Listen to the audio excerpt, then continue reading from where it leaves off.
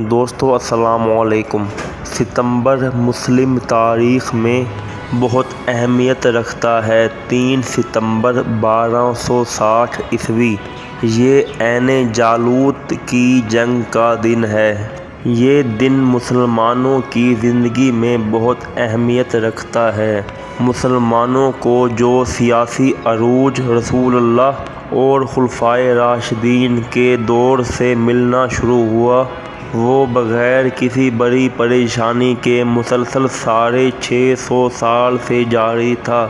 650 سال کے اس عظیم عروج کے بعد یہ خیال پیدا ہو گیا تھا، مسلمانوں کے اعمال کیسے بھی ہو جائیں، مسلمانوں کے سیاسی عروج کو دنیا میں کبھی زوال نہیں آئے گا۔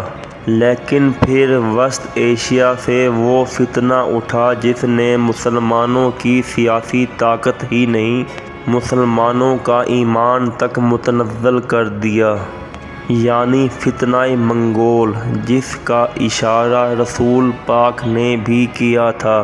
منگولوں سے مقابلہ کی کسی میں ہمت نہ تھی۔ منگول بڑھتے چلے گئے حتیٰ کہ 1258 عیسوی میں مسلم تاریخ کا سب سے بڑا سیاسی سانحہ ہو گیا۔ اس سیاسی سانحہ کو سقوط بغداد کا نام دیا گیا۔ خلیفہ وقت کو قتل کر دیا گیا، مسجدیں تباہ کر دی گئیں، لاشوں کے ڈھیر لگ گئے۔ وہ کتابیں جو مسلمان عالموں نے بڑی محنت سے لکھی تھیں، سب کو آگ لگا دی گئی۔ 8 لاکھ مسلمانوں کے سروں سے مینار بنائے گئے۔ علمائے دین کو گرم تیل کے کڑاہوں میں جلا دیا گیا۔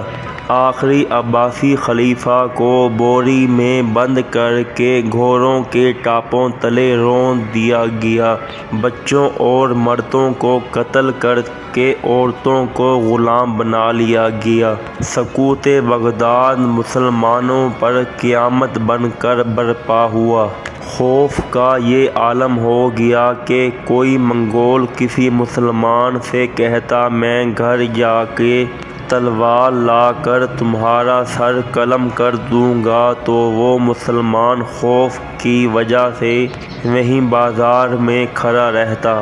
بڑے بڑے علماء نے سقوط بغداد کے بعد، منگولوں کے ظلم کے بعد، اس زمانہ کو قرب قیامت کا زمانہ قرار دے دیا۔ منگول یاجوج ماجوج کہلائے اور ان سے لڑائی ناممکن قرار پائی۔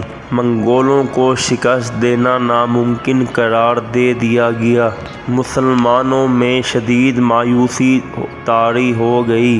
ایسے میں سلطان صلاح الدین ایوبی کی باقیات میں سے ایک نوجوان اٹھا جس نے مملوک فوج کی کمان سنبھالی۔ اس نوجوان سلطان کا نام رکن الدین بیبرس تھا۔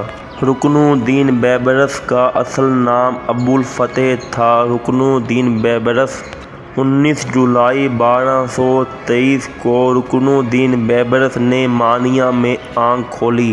نوجوان سلطان رکن الدین بیبرس کے سامنے اس وقت 3 چیلنج تھے: مسلمانوں کے آپس کے مسائل اور اختلافات کو کیسے ختم کیا جائے، منگول طوفان کو کیسے روکا جائے، سب سے اہم مسلمانوں کے اندر سے خوف، مایوسی اور اس وسوسے کو نکالنا کہ منگول سپر پاور ناقابل شکست اور فوق الفطرت ہیں۔ چنانچہ رکن الدین بیبرس نے پہلے مسلمانوں کے مختلف گروہوں اور فوجوں کو جمع کیا، پھر بھرپور فوجی طاقت کے ساتھ منگول لشکر سے جنگ کی، لیکن اس بار عین جالوت کے مقام پر جنگ کا نیا طریقہ اپنایا گیا۔ عین جالوت کی جنگ فلسطین میں 3 ستمبر 1260 عیسوی اور ہجری تاریخ کے مطابق 26 رمضان 658 ہجری کو ہوئی۔ اس جنگ میں سلطان رکن الدین بیبرس نے فوجی جنرل خالد بن ولید کے فوجی اصولوں کو اپنایا۔ فوج کی ترتیب مسلمانوں کی روایتی جنگ سے مختلف رکھی گئی، جس نے منگول لشکر کو اتنا کنفیوز کر دیا کہ ناقابل شکست سمجھے جانے والے منگول شکست کھا گئے۔ فلسطین کی ہر گلی میں منگولوں کے خون کی نہر جاری تھی۔ اس جنگ عین جالوت میں مسلمان بھی شہید ہوئے۔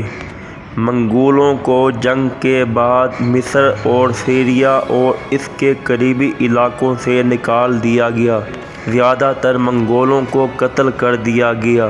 جنگ تو ہو گئی، لیکن اب آخری اور سب سے بڑا چیلنج یعنی عام مسلمانوں کے دلوں سے منگولوں کا خوف نکالنا تھا۔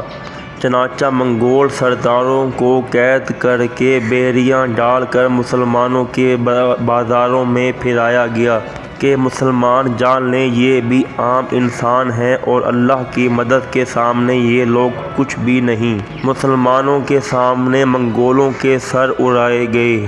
یہ وہ پہلا موقع تھا جب کوئی منگول فوج کو روکنے کے قابل ہوا۔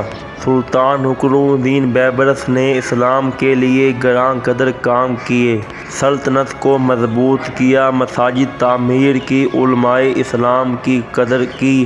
آخر کار اسلام کا یہ سپاہی 1 جولائی 1277 عیسوی کو دمشق میں اپنے خالق حقیقی سے جا ملا۔ اس تاریخی جنگ سے ہمارے سیکھنے کی یہی 3 باتیں ہیں۔ دنیا میں واپس سے عروج پانا ہے تو اللہ پر ایمان کے بعد انہی 3 چیزوں کی ضرورت ہے: مسلمانوں کا آپس کا اتحاد، جدید اسلحے کا استعمال، مخالف قوتوں سے مرعوب نہ ہونا اور احساس کمتری سے باہر نکلنا۔